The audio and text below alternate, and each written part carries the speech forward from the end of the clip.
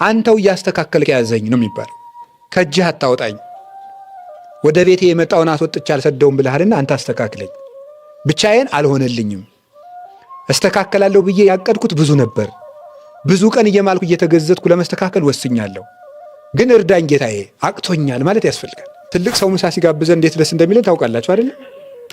ደስ ብሏችሁ አያውቅም እንዴ? እኔ አውቀው የለ እንዴ የኢትዮጵያን ሰው አንድ ዘፋኝ ኤርፖርት ሲያገኝ ፎቶ ለመነሳት እንዴት እንደሚሯሯጥ አየው የለ? እኔ እኮ አውቀዋለሁ ሰውን። እግዚአብሔር በፈለግነው ሰዓት ይገኛል። አሁን ማግኘት ትችላላችሁ፣ ቀጥሎ ማግኘት ትችላላችሁ፣ ሌሊት ማግኘት ትችላላችሁ። አሁን አንድን ትልቅ ሰው ሌሊት ላናግር ብትሉት ምን አይነት ደፋር ነህ አንተ ሌሊት እንዴ? እንደው መሸት ብላችሁ ስትደውሉ እንኳን የሚያኮርፍ ሰው አለ አይደል?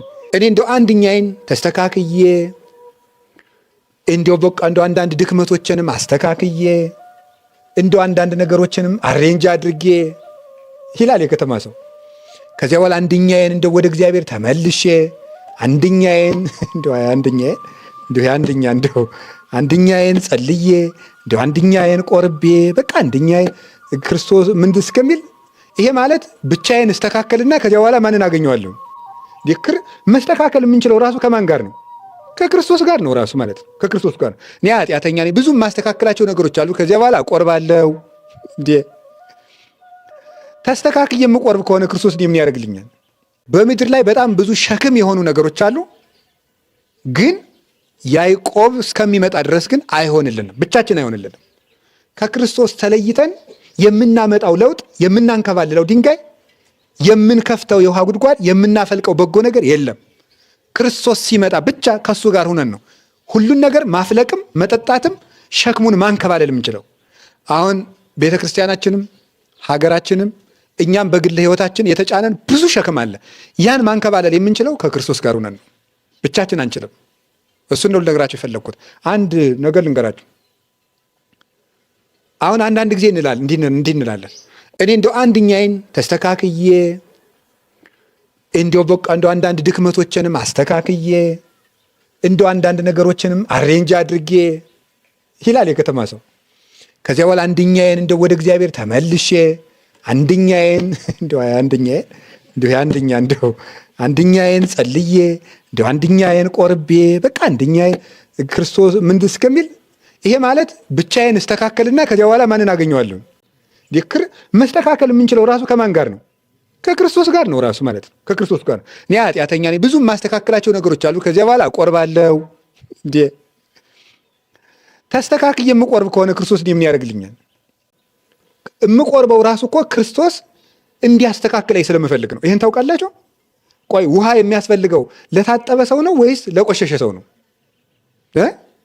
በመታጠብ አንቀጽ ወይም በመታጠብ አውድ ማለት ነው። ለማን ምን ላለ ነው? እንግዲያው ክርስቶስ ውሃ ነው።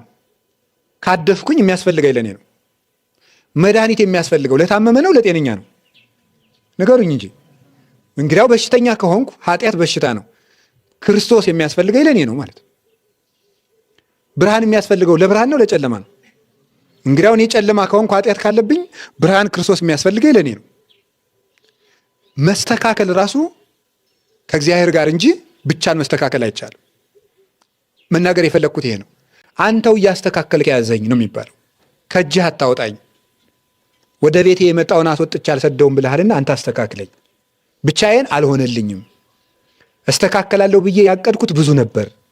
ብዙ ቀን እየማልኩ እየተገዘትኩ ለመስተካከል ወስኛለሁ። ግን እርዳኝ ጌታዬ፣ አቅቶኛል ማለት ያስፈልጋል። ራስን በእግዚአብሔር እጅ ወሩሮ መጣል ያስፈልጋል።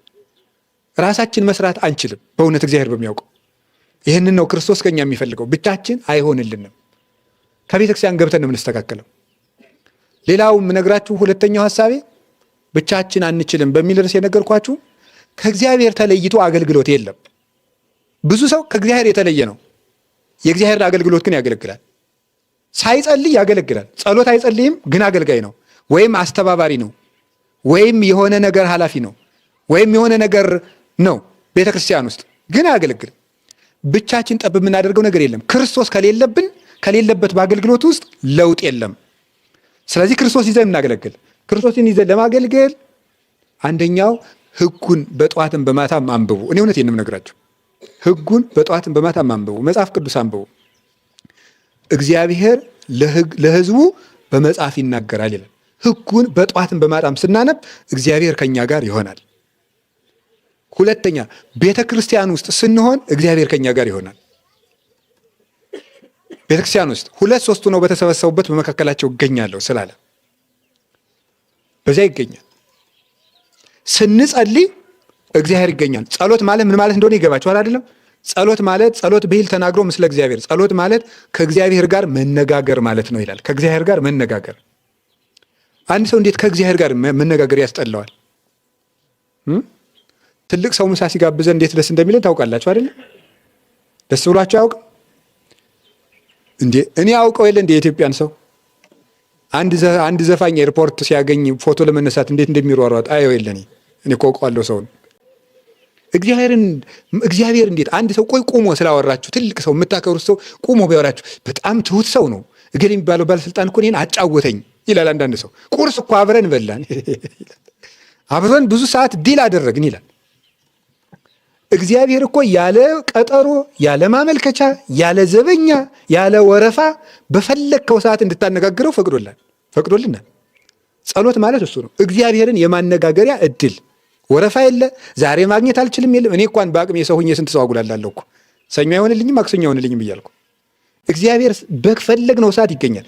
አሁን ማግኘት ትችላላችሁ፣ ቀጥሎ ማግኘት ትችላላችሁ፣ ሌሊት ማግኘት ትችላላችሁ። አሁን አንድን ትልቅ ሰው ሌሊት ላናግር ብትሉት ምን አይነት ደፋር ነህ አንተ ሌሊት እንዴ ይላል። እንደው መሸት ብላችሁ ስትደውሉ እንኳን የሚያኮርፍ ሰው አለ አይደል? በዚህ ሰዓት ይደውላል እንዴ ይላል። እግዚአብሔር ጋር ግን 24 ሰዓት መደወል ይቻላል። ምንም በቃ እግዚአብሔር በፈለግነው ሰዓት የምናገኘው፣ ብቻችን የማግኘት እድል ብንፈልግ የማንሳቀቅበት፣ ከሰው መሃል ሆነንም የምናገኘው፣ በፈለግነው ሰዓት የምናገኘው እግዚአብሔር ነው። ከቆመበት ቦታ የማይታጣ ወዳጅ እግዚአብሔር ነው እና እሱ ቁሞ እየጠበቀን ነው። በበር ላይ ቁሞ ብቻችን አይሆንልንም። በዓለም ሁሉ በወጣንበት እየተሸነፍን የምንመለሰው ብቻችን እየወጣን ነው። ከእግዚአብሔር ጋር እንሰማራ። እግዚአብሔር አብሮን ይስራ። እግዚአብሔር ያስፈጽመን። ይቆየን። ስብሐት ለእግዚአብሔር።